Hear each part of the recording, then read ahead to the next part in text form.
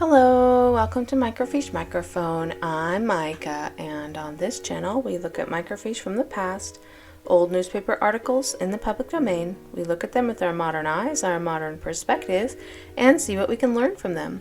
On this microfiche time capsule, we are looking back at the Juvenile Instructor from the 15th of July, 1901, and this article is entitled Lives of Our Leaders, the First Council of the 70, President Jonathan Golden Kimball. So this particular person is relatively well known in the church, but only for one thing. And I think it's kind of sad that he's only known for this one thing, because he apparently liked to swear. He's known as the Swearing Apostle, and the reason he's known as that is because there was a book written about him called The Swearing Apostle. And I think that's a little bit irritating, no offense to the person who wrote that, but honestly, he only did it to get people's attention. I understood that he did it so that people would pay attention to his talks, which were much more doctrinal, but they were listening for a swear word because that was funny. Sure, but I feel like I don't know very many people who know much about him as a person, and including myself, so I'm not judging other people for not knowing about him, just that I feel like it's very sad that that's the one thing that people do know about him. So I'd like to read the article, and I would like to fact check it. If I am not mistaken, he was related to Heber C. Kimball, and I believe also Spencer W. Kimball. Was he his grandfather, I think, of Spencer W. Kimball, and I think he was the son or grandson, I'm not 100% sure, of Heber C. Kimball. We will find out. So, let's take a look at the article. President Jonathan Golden Kimball was born in Salt Lake City, June 9th, 1853, in a palatial Utah home of half a century ago, a residence of his father's erected in 1848-49, which still stands practically as it was built at the time. Oh, so it was one of the first buildings built then, because 1848 was like the first full year they were in Utah at all. I was going to say Salt Lake City. It wasn't a city then. It was just a big empty space. Elder Kimball has many times stated publicly that he was very much pleased when being set apart for a mission by one of the apostles to have it said in that blessing that he was a son of his father, Heber C. Kimball, so it was his father. His mother's name was Christine Golden Kimball, she being the only member of her family that ever joined the church. Brother Kimball was carefully trained by his father, as he was living in such close proximity to him that he was ever under his very watchful care. He had the privilege in his early years of accompanying his father with President Brigham Young's large parties when visiting the settlements of the saints. Yeah, that doesn't surprise me. Heber C. Kimball was a member of the First Presidency, so it doesn't surprise me that he was traveled a lot with Brigham Young.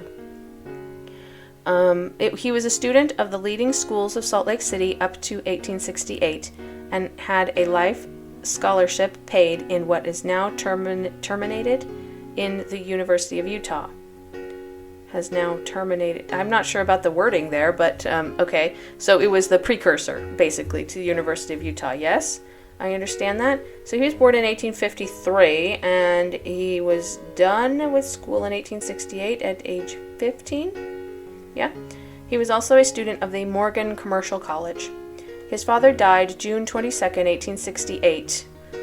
So when he was 15. Oh, that sucks. And being the eldest child of his mother's family, unfortunately, and against his mother's wishes, he became attached to the vocation of driving a team, hauled wood from the canyons or from the mines, etc. He was a teamster, but I do know that the teamsters didn't have a great reputation, because that's also what Anthony W. Ivins did when he was younger.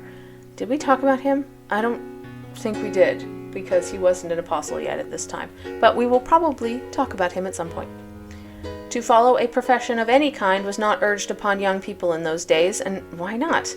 And notwithstanding every effort was made by his mother to secure more elevating employment, it failed, and the mother went out a second time in 1875 as a pioneer with her family, located in Meadowville, Rich County, Utah. where Brother Kimball and his brother Elias S., who had been his partner in business ever since, purchased 400 acres of farm and meadowland, and in that cold northern clime established a ranch and farm, and for 15 years followed the horse and cattle business. They were successful and accumulated considerable means. Okay, 1875, he was 22. Yeah. Cool. So he went into business with his brother, probably to sustain his mother's family, yeah? Because I do understand that Heber C. Kimball was a polygamist, which means that he had quite a large family, so they probably split apart into their respective, closer family units after his death. That would make the most sense to me. I don't know how many children he had. We can look it up later. From the time of his father's death and up to the fall of 1881, he was under no restraint of any kind, but was as free as the birds that fly in the air. What does that mean? No man's hand was stretched out to guide him in the footsteps of his father, until that man of God, Elder Carl G. Mazer, was directed by the Spirit of the Lord to the isolated little settlement made up of largely of 7 of Heber C. Kimball's sons and their families. Oh, okay. This great and good man called the people together in a log schoolhouse and testified of God, and spoke in the interest of the Brigham Young Academy. The Spirit of God awakened and aroused Brother Kimball and his brother, Elias, and for the first time they realized there was something else to be accomplished in life besides looking after cattle and horses. They repented of their weaknesses, reformed, and after great sacrifices and the overcoming of many difficulties, they both attended the Brigham Young Academy for 2 years, and were guided and tutored by Dr. Mazer and his associate teachers.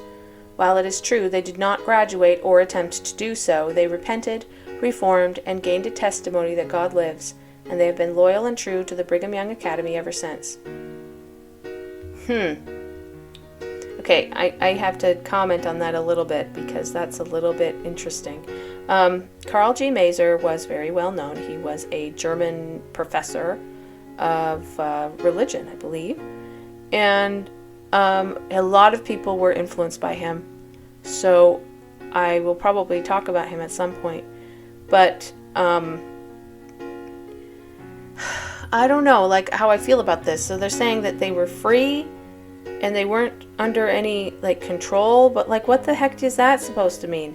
I think what they're saying is that they didn't go to church. Yeah? Like, they could have just said that they were not active at church. But saying that they were under no people, like, no control or, like, influence. Dude, they were adults. Like, J. Golden Kimball was 22 when they moved and started their ranch.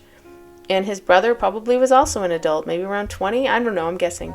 But, like, I don't know. The way they word this make it sound like a terrible thing. When they were doing their duty and taking care of their mother and probably their siblings. Like, you can't really fault them for this. As well as themselves. Like, it sounds like they were doing reasonably well. Now, saying that they weren't terribly religious is a different subject, like, maybe they weren't. But, I don't know. I just feel like it's a little bit of a strange wording, which means, like, oh, they weren't being taken care of in some sense, but, like, they were adults. I don't know. There were so many other people that I have talked about who had very little upbringing when it came to even being children. And they chose to focus on J. Golden Kimball after he was an adult. You know what I mean? Like, it's weird. and then also that last sentence, and they have been loyal and true to the Brigham Young Academy ever since. Not the church. Yeah, not the Holy Ghost. Not Jesus Christ.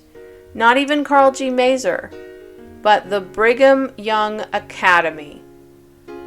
Yeah, what noble, wonderful people are, true and loyal to their school, Like, that's such a weird thing to say. I don't know. I think it's a bit on the sketchy and controlling side. That's just my opinion. Anyways, moving on. So I just feel like I'm getting the impression that this article is quite biased. I'll be interested to see what Wikipedia has to say because they tend to be more reliable, I'm not going to lie. At the expiration of the school term, Elder Kimball was called April 6, 1883 by President John Taylor to fill a mission to the southern states. They mentioned him when they had talked about the article on B.H. Roberts, yeah? In 8 days after receiving his call, he was set apart by Brother Moses Thatcher, but was not at that time ordained to 70. Okay, you don't have to be a missionary. Together with 24 elders, he landed in Chattanooga, Tennessee, and was appointed by President B.H. Roberts to labor in Virginia, where he joined his company as a traveling elder and labored absolutely without purse or scrip. After laboring 1 year, he was appointed to act as secretary of the Southern States Mission at Chattanooga under the direction of President Roberts, B.H. Roberts, yeah. He was very familiar with the details of the martyrdom of Elders Gibbs and Berry, as well as the mobbing, shooting at, and whipping of Mormon elders during the year 1884. To learn more about that, see my article on B.H. Roberts, yeah. Because there's a first-person account from B.H. Roberts about what happened. So I'm not going to go into it. Basically, 2 missionaries were killed, and under danger to their own lives, their bodies were retrieved, yeah, and sent back to their families. The last year of his mission, with health and constitution were broken. That's not good. He was troubled with malaria, which continued to afflict him for many years. That sounds horrible. Oh, that's so sad when missionaries end up dealing with some sort of health concerns. In the spring of 1885, he received an honorable release and returned via New Jersey, where he preached and visited his mother's relatives. On his return, he continued in the ranch business and was ordained to 70 by President C.D. Fieldstead on July 21st, 1886. Okay? C.D. Fieldstead, I also have an article on him, but it's not very detailed. On his return to Bear Lake, he traveled as a home missionary in that state, and was appointed to preside over an elders' quorum, after which he was chosen and set apart as superintendent of the Young Men's Mutual Improvement Association, of the Bear Lake Stake, and visited the associations until he moved to Logan City. The Kimball brothers partook of the spirit that is now running rife in the world and commenced to worship the old gold calf, hoping to gain honor and renown by becoming rich.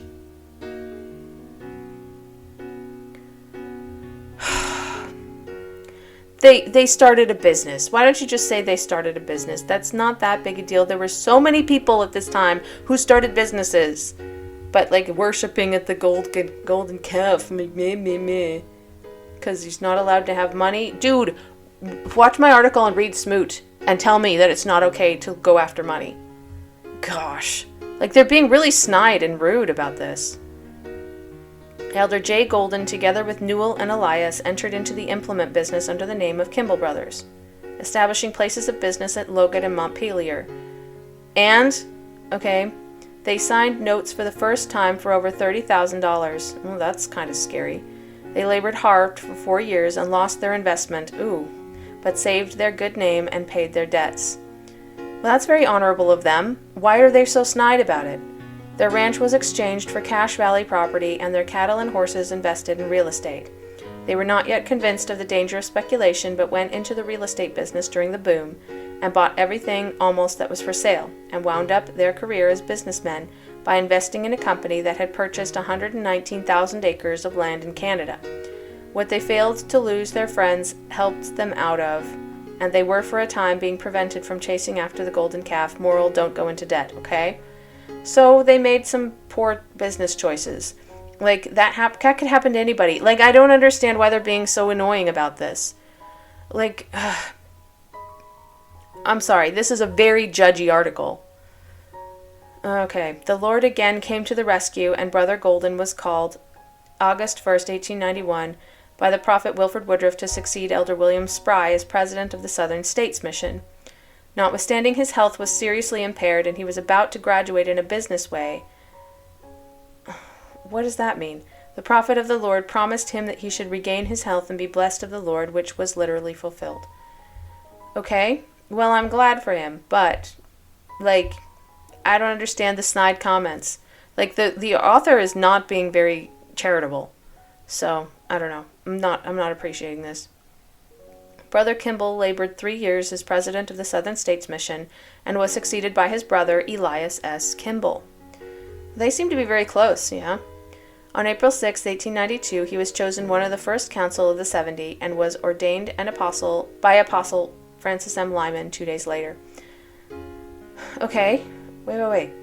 He was called in August of 1891 to be president of the Southern States Mission, where he served there for 3 years, yeah?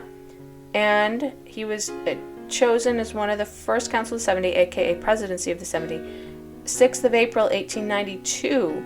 So that's less than a year later, which means that he spent 2 years being both Presidency of the 70 and President of the Southern States Mission. Yes? That's what I understand. Why don't they say that? Why don't they make that explicit? That's so annoying. Brother Kimball was called as one of the aides in the General Board of the Young Men's Mutual Improvement Associations in the year 1896, and has taken an active part in fulfilling appointments as directed by the General Board in nearly every stake in Zion, visiting the Young Men's Conferences, Young Men's and Young Ladies' Conjoint Conferences and Conventions. He has also been one of the chief workers for 4 consecutive years as one of a committee in directing a missionary work among the young men under the instructions of the General Board. In the year 1897, about 87 missionaries labored in the stakes of Zion, visiting about 25,000 young men and urging upon them to enroll their names and become mutual improvement workers. The hearts of hundreds of young men were softened, and many repented and were baptized. One elder baptized over 90 people in one stake, and the young men followed this elder from settlement to settlement to listen to his preaching on the principles of the gospel. There are many very interesting incidents and touching stories told connected with the successful labors of these missionary elders. Okay? In the year 1898, 150 missionaries were sent out, and they visited 16,800 young men and accomplished great good.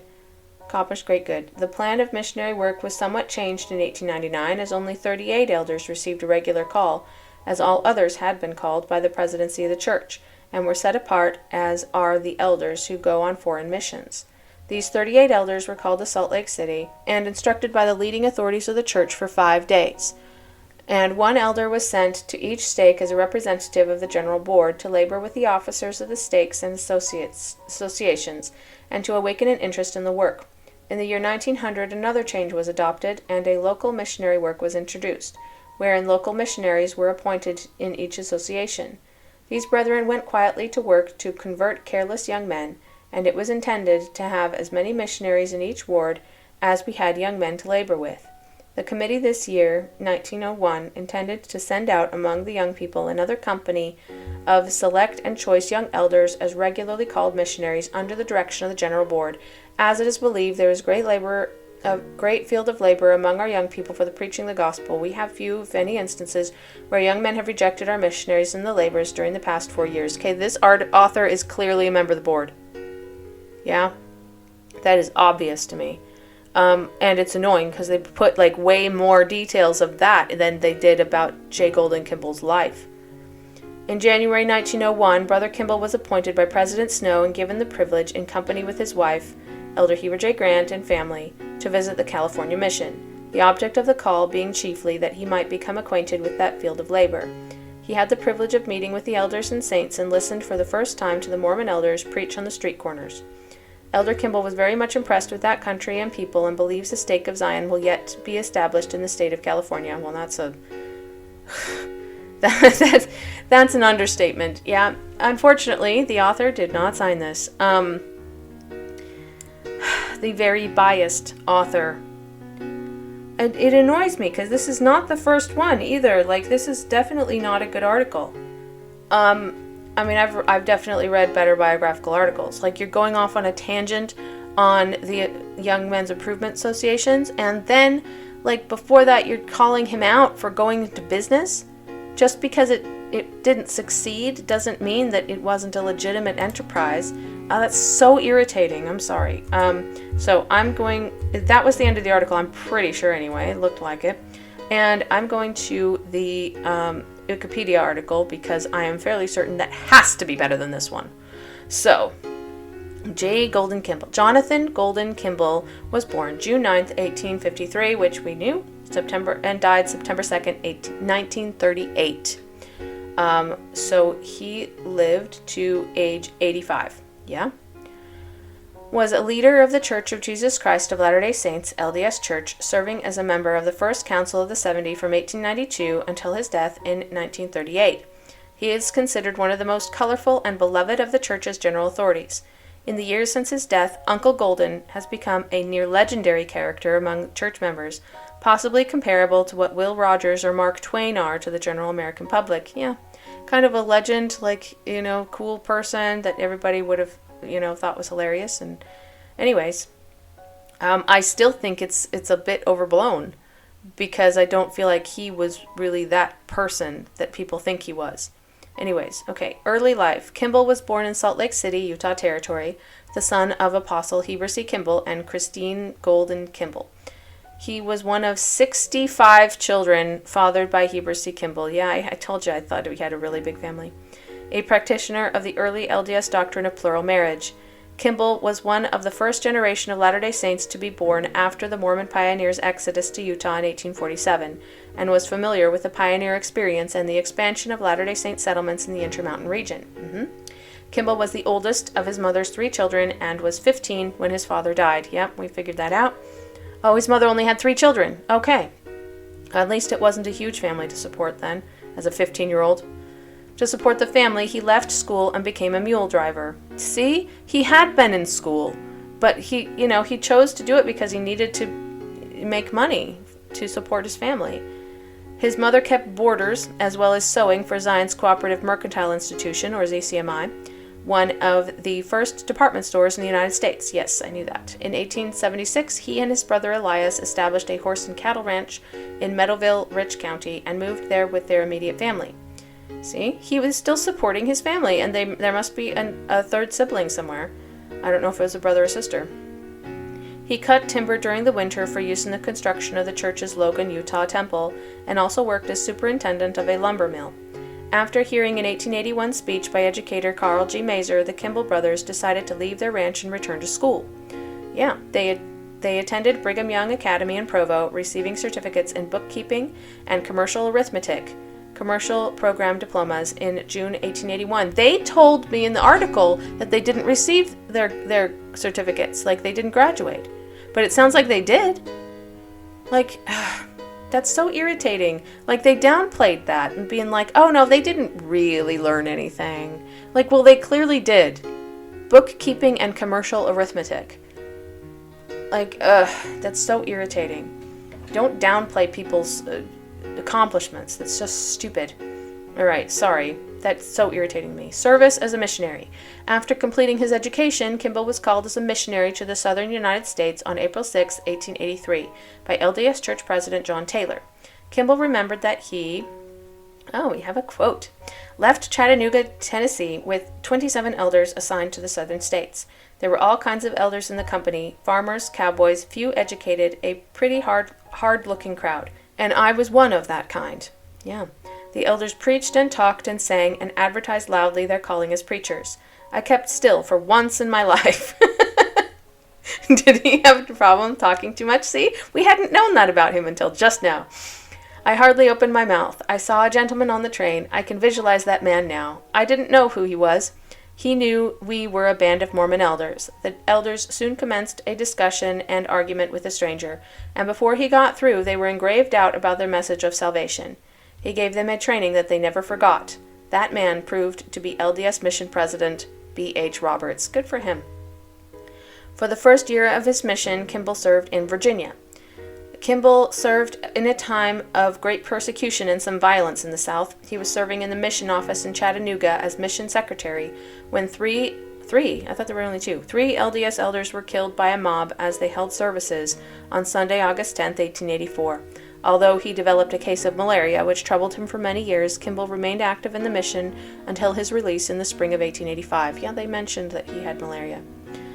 Kimball returned to ranching in the Bear Lake Valley and married Jenny Knowlton, a daughter of John Q. and Ellen Smith Knowlton. The couple had 6 children, 3 boys and 3 girls. While living in the Bear Lake area, Kimball served as a home missionary, somewhat like modern ward missionaries. Shortly later, Kimball was made the head of the Young Men's Mutual Improvement Association for the Bear Lake Stake, which included the far southeast corner of Idaho as well as some of Rich County, Utah. A short time later, Kimball, along with his brothers Newell and Elias, set up a business called Kimball Brothers, which branches in Montpelier, Idaho, and Logan, Utah. At this time, Kimball moved to Logan. See, he had 2 brothers, yeah? So that was his immediate family. In 1891, he was called to return as president of the Southern States Mission. In a conference address in 1927, he summarized his experiences in the Southern States. I was in the South 3 years, presiding over the mission, under the greatest hardship and greatest difficulties I have ever endured in my life. Yet I have had the greatest joy and the greatest peace and happiness. That's sweet. Yeah? Service as a 70. In 1892, while still serving as mission president, Kimball was called to be a general authority and member of the First Council of the 70. Humorously attributed his new position to his father's influence. Maybe it was, yeah? Some people say a person receives a position in this church through revelation, and others say they get it through inspiration, but I say they get it through relation. If I hadn't been related to Heber C. Kimball, I wouldn't have been a damn thing in this church. He's probably right. Yeah. Because, he basically said he wasn't that religious. Yeah? And then they made him mission president, and he's like, okay, I guess. And then, head of the young men, which I think is also strange for somebody who likes to swear. But hey, whatever. Kimball served as a general authority for 46 years. During the time, it was customary for church leaders to frequently travel to Mormon communities in the western territories and states. Kimball gave hundreds of sermons, sparkling with humor and wit. A tall, lean man, his voice was described as high and rasping. He was well known for swearing good-naturedly from the pulpit, sprinkling damns and hells into his speech, although the habit was of concern to other church leaders and subjected him to counsel from Church President Heber J. Grant on many occasions. This common touch made Kimball one of the most beloved teachers in the church's history. Asked how he could get away with the way he spoke, Kimball is said to have replied, "Hell, they can't excommunicate me. I repent too damn fast."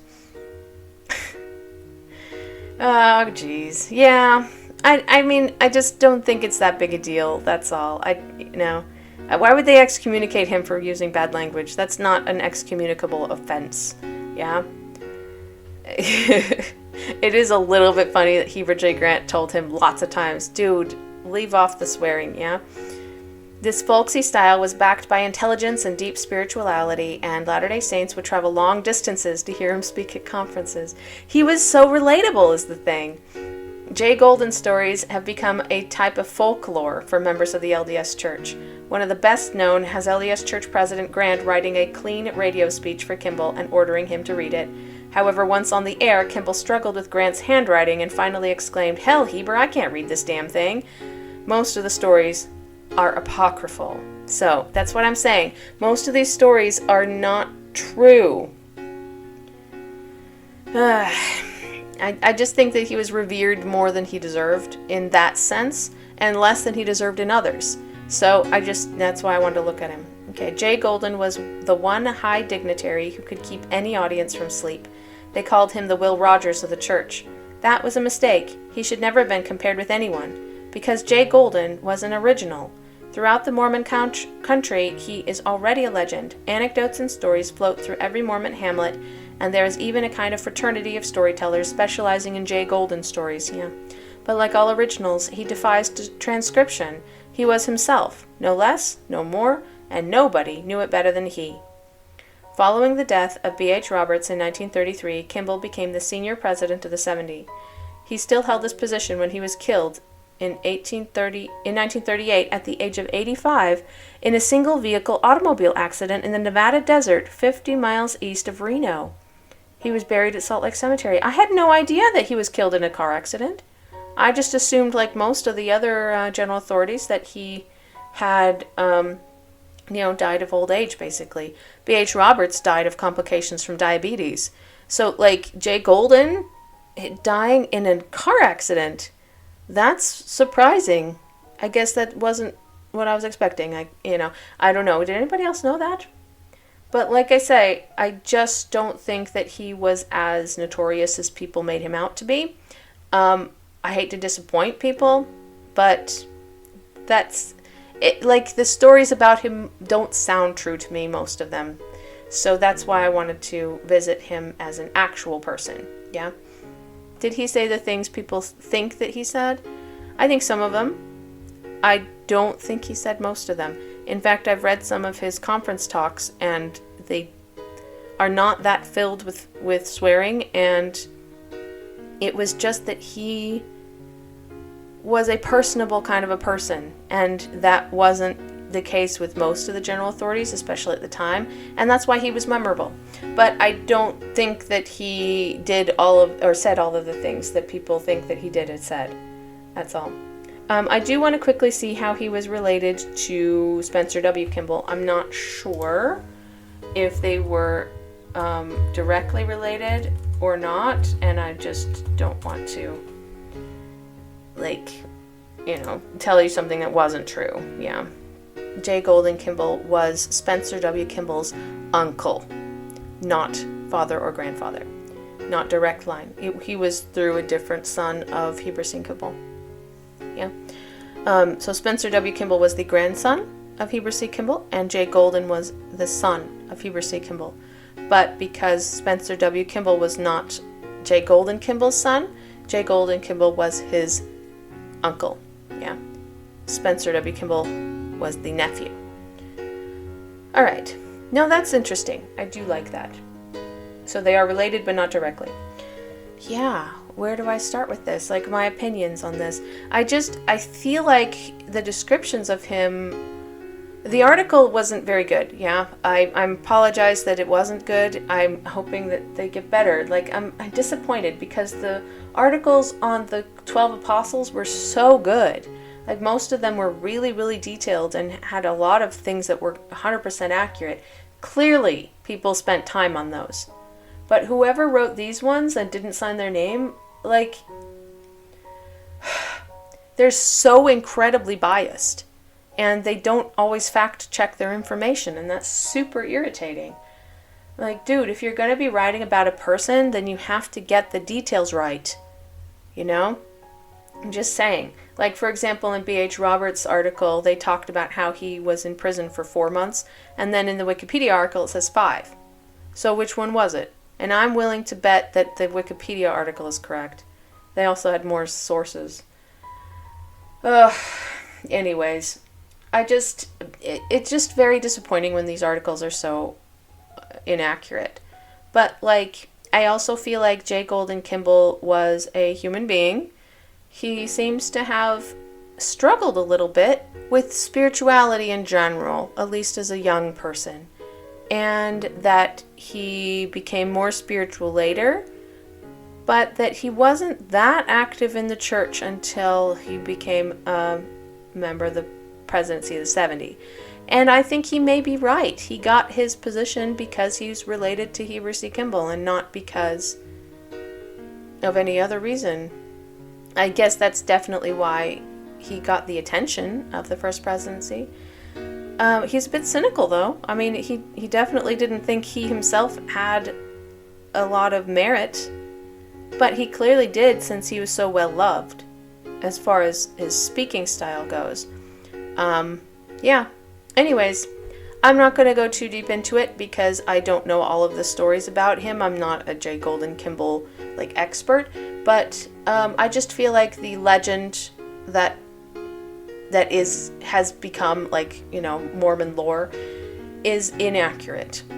He was a person like other people, and I think that he would not have appreciated being held up as some sort of amazing person. I don't think he thought he was an amazing person, based on some of his quotes, which makes it a little bit annoying that people will hold him up as the example of cool people in the church. I guess, but he didn't do that on purpose. He was just very much himself. So, I do appreciate that. I think that he was just a very genuine person. That's the impression I'm getting.